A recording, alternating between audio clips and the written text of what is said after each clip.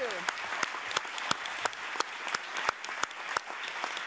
Well, it truly is a great pleasure for me to have this opportunity to address you and to thank you.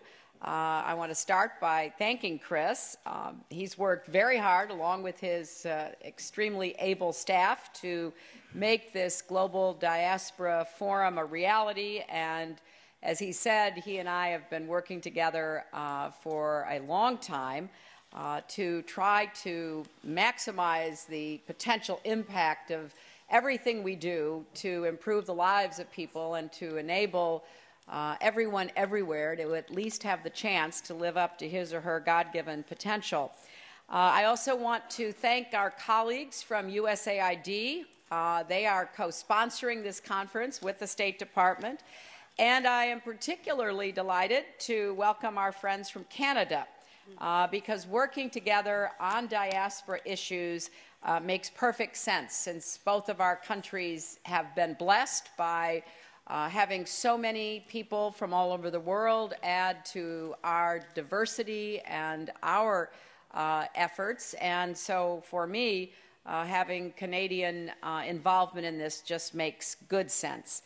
Thanks also to the Migration Policy Institute, the HAND Foundation, Western Union, the One Vietnam Network, and Boom Financial for being such supportive partners.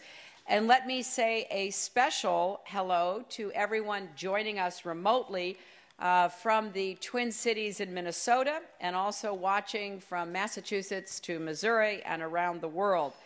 Now, why is this room packed and we have such interest on Twitter and through other means of connectivity? Well, it's because we all believe that diaspora communities have enormous potential to help solve problems and create opportunities in their countries of origin. Because we believe that, as the title of this conference says, we can move forward by giving back, by tapping into the experiences, the energy, the expertise of diaspora communities. We can reverse the so-called brain drain that slows progress in so many countries around the world, and instead offer the benefits of the brain gain. Now, in terms of international development and our work to reduce poverty and improve lives, this can be a game-changing effort, but that is not all. It is also a recipe for spurring greater economic growth in the United States as well. And it holds the promise of advancing strategic interests like rebuilding societies after conflicts or disasters and improving relations with key countries. Now, I saw this myself just 2 weeks ago when I visited Hanoi with a delegation of American businesses. This is a priority for us because, as I emphasized throughout my trip across Asia, economic growth and political reform are linked, and we are supporting both. The business leaders were all buzzing about the opportunities they are discovering in Vietnam's burgeoning market. But a few savvy entrepreneurs were clearly way ahead of the curve. One was Jonathan Han Nguyen. He had left Vietnam as a young man, lived in the Philippines, and then studied in the United States. And when relations between America and Vietnam opened up in the 1990s, he was one of the first to see the economic potential. And he built a thriving business, bringing well-known American brands into the Vietnamese marketplace, from designer clothing to fast food pizza, creating in the process thousands of jobs and bringing our countries closer together.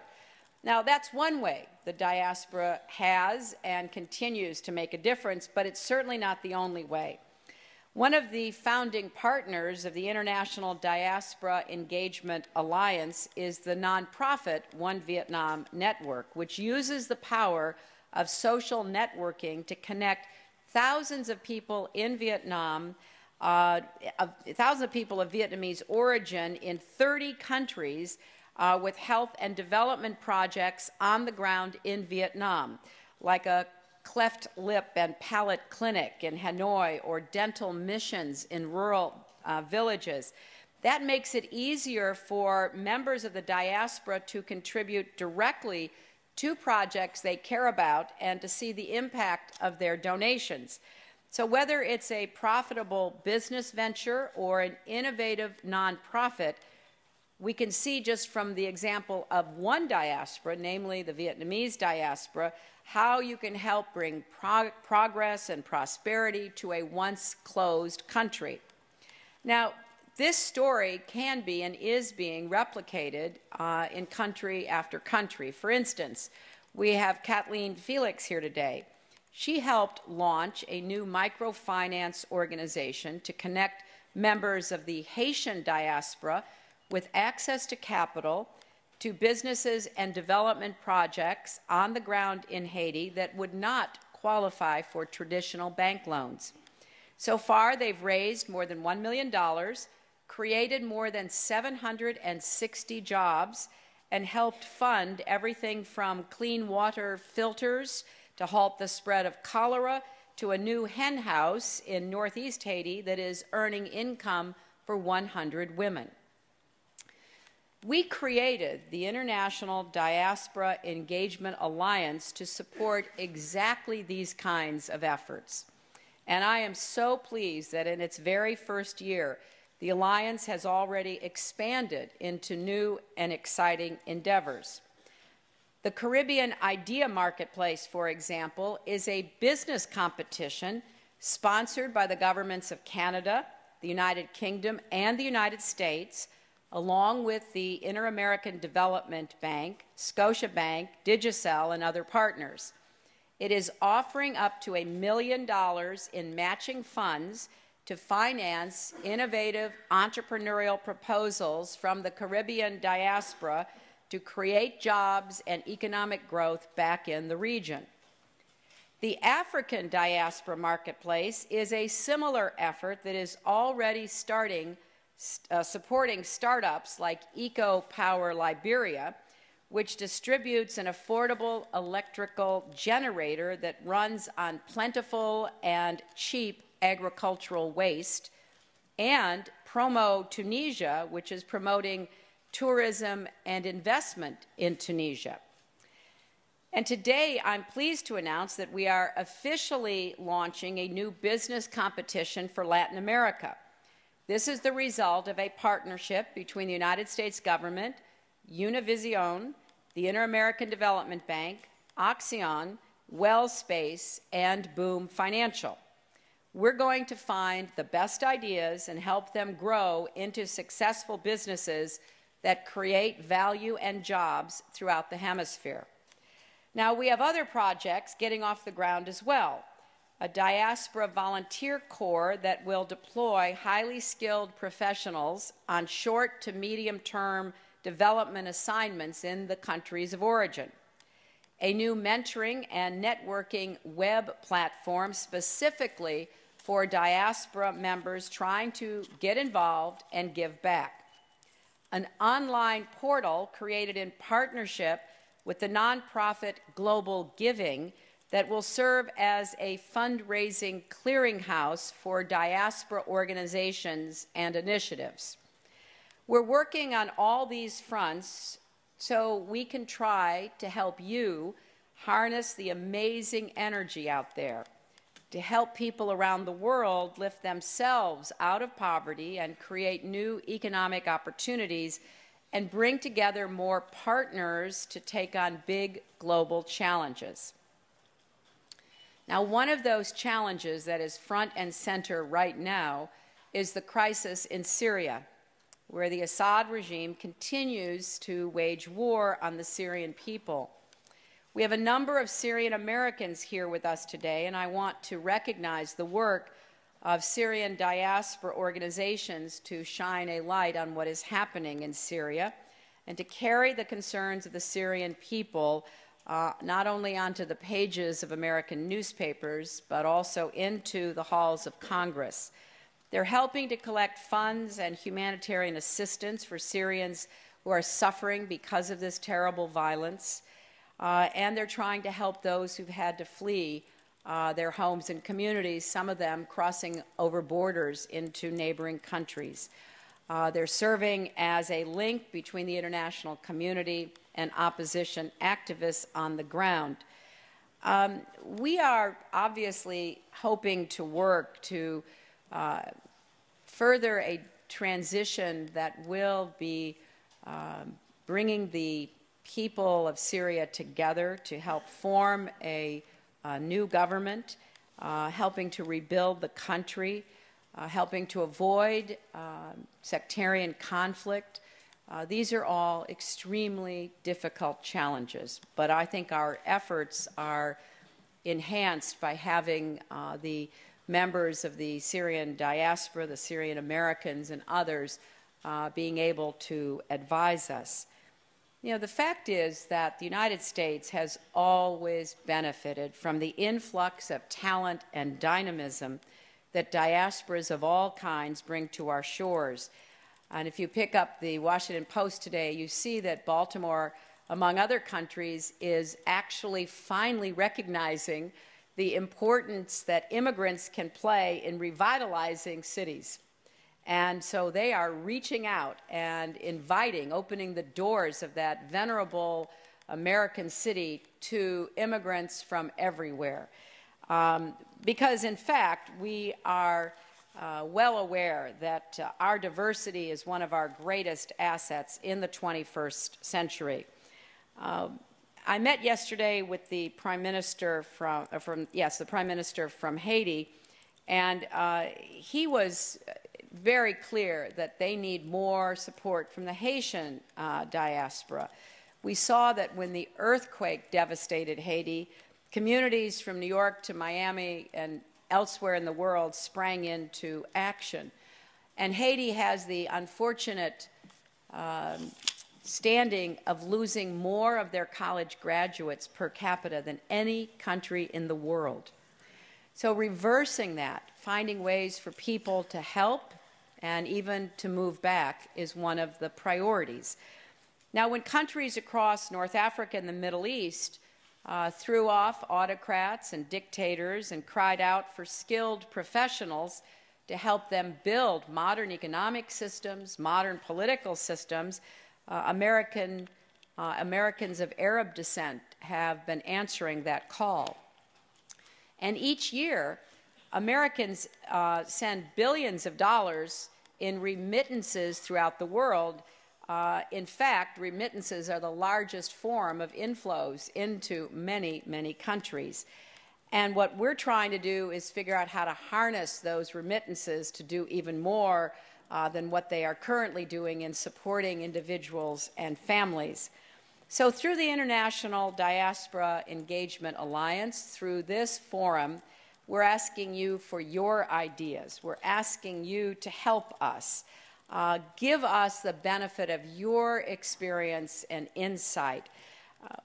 We see so many places around the world being torn apart by ethnic, religious, racial, sectarian divides of all kinds. When I walk down the street, as I love to do in New York, and I see people living together and working together whose relatives back in the countries from where they came hate each other, kill each other, it makes me so grateful for our country, but it also makes me so heartbroken that other countries don't have that opportunity, don't see beyond, moving beyond the past. And I think Americans, like all of you, have such an opportunity to talk with, to support these kinds of changes in minds and hearts. Because democracy is not just an election. Democracy is changing the way people relate to one another, work with one another, listen to one another. And there's no place that has more experience, since we are now the longest lasting democracy, than we do. And there are no people with more credibility than all of you. And that's why we have focused in on the importance of our own diaspora to our efforts here at the State Department. But we can't do this without your constructive criticism, your ideas, your support. And I hope that out of this forum, we will get many, many more ideas. And all the ones that I've mentioned today, you will learn about and come up with your own. Because we have to send a clear, unmistakable call to action to people everywhere. They really can have a better life. They really can see their children do better than they have done. They really can live in peace, one with the other. You know, I know we have friends from the American Irish diaspora, and I remember meeting with a group of women in Belfast, Ireland, about 16 or so years ago, from both communities. Now, Northern Ireland, as many of you know, has been divided not on racial grounds, not on tribal grounds, not on any grounds other than two different branches of Christianity, Protestants and Catholics. And they have been at each other for a long, long time. And then they made a lot of tough decisions to try to figure out how to live with each other. But in those early days, they really didn't see each other as fellow human beings. They were different creatures, one to the other. And I remember going to Northern Ireland for the first time and getting together a group of women from the two communities who had never been in the same room with each other. They lived in different neighborhoods. Their children went to different schools. They avoided each other every way they possibly could. Each thought the other was illegitimate. And we started the discussion, and nobody really wanted to say anything. And finally, I just called on a woman. I said, "What are you afraid of?" And she said, "I'm afraid that when my husband goes to work in the morning, he won't come back alive." And then I pointed to another woman. I said, "What are you afraid of?" She said, "I'm afraid when my son goes out at night, he won't come back alive."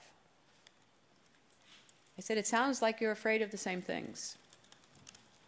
So there's got to be a way to reach across the divide of history and begin to talk about what together you can do to ensure that your husbands and your sons, your daughters and your friends and everyone else has a chance to have a better life.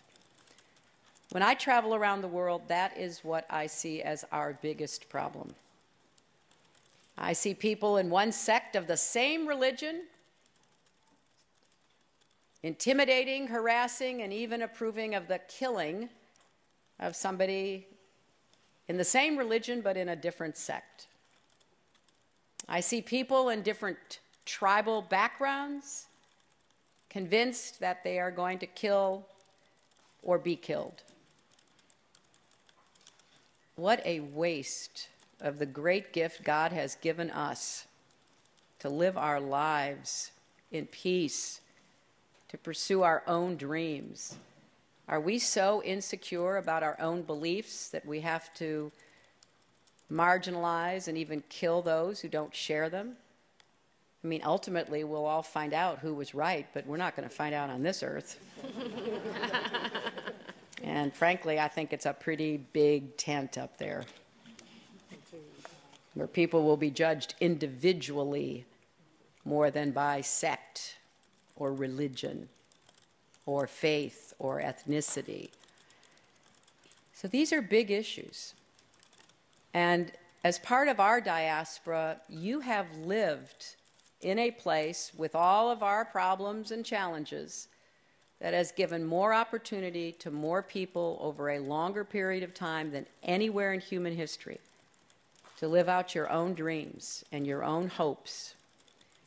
And one of the great challenges we face in the world today is to convey that to others. Now, many of the reasons many of you are here is because you did not want to stay where you were from, or your parents didn't, or your grandparents didn't, which was my case.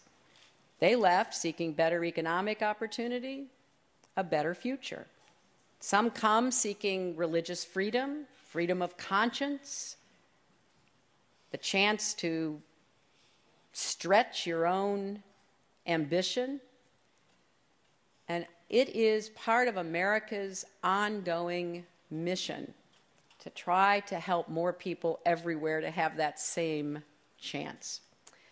So I thank you for taking time out of what I know are very busy schedules for every one of you to come and trade ideas about how to alleviate poverty and suffering, how to open up doors and minds, and to be part of this ongoing mission of giving every person in the world the chance that you and I have had because of the blessings in this country that I never, ever want us to take for granted.